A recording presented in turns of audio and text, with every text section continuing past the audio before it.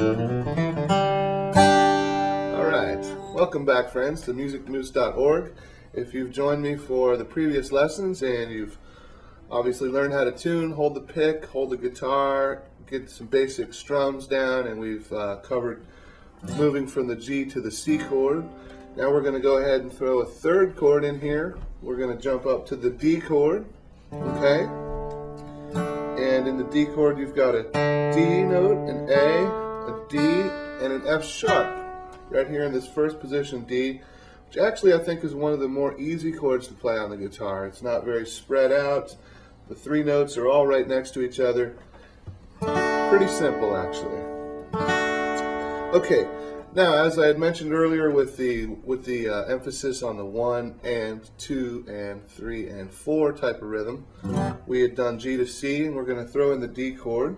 So I'm going to take it a little bit further with the strumming technique and actually give you three notes in there along with the strum on the and emphasis. So without being too confusing there, I'll give you an example of what I'm talking about.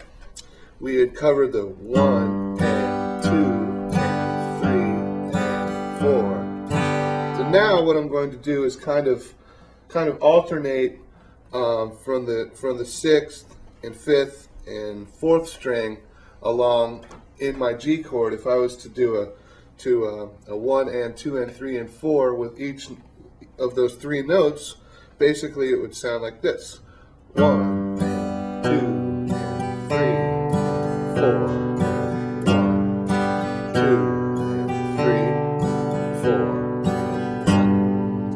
Okay, so I'm voicing my G, my B, and my D note, the three main notes of the triad of the G major chord.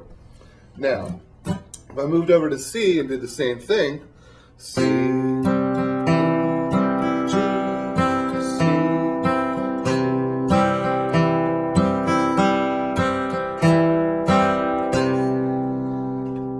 You can see how we're getting that nice 1, 2, or 1 and 2 and thing going. It's kind of like an alternating bass rhythm along with the strum. Okay, so now if I moved up to that D chord, D, and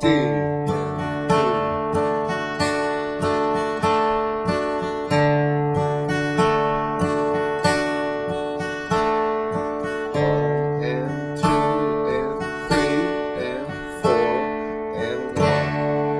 Okay, now let's make it totally exciting and put those three chords together, G, C, and D. What I'm going to do actually is alternate a whole measure of a G chord 4/4 time, go to a C, I'm going to come back to G, and then to D. So 1 and 2 and 3 and 4, G, 3, 4, and C. We'll go back to G, up to the D, and back to G, and we'll repeat this many times. Keep you in the flow of things here.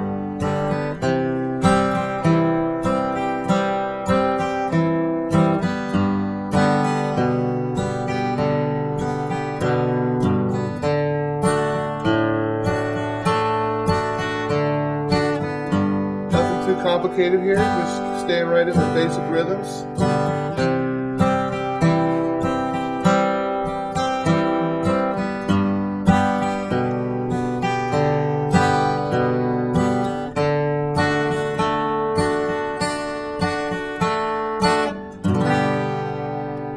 Okay, so there we have a three chord pattern, G, C, and D.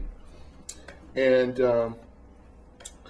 I think we will emphasize a little stronger on these three chord patterns here coming up in the next lesson. And once again, thanks for coming by musicmoose.org, friends.